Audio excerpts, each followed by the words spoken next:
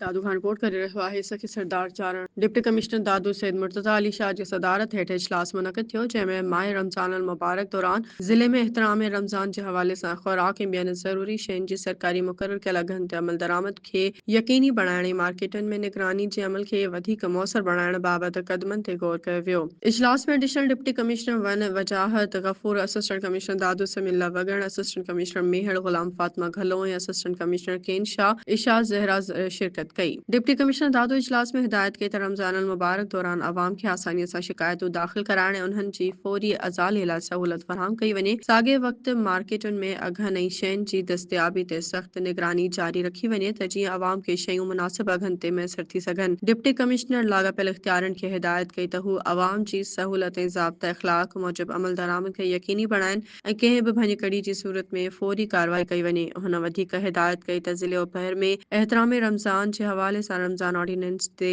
सख़्तीअ सां अमल दरामद यक़ीनी बणायो वञे ऐं भञकड़ी कंदड़नि ख़िलाफ़ ज़ाब्ते मूजिबि कार्रवाई कई वञे।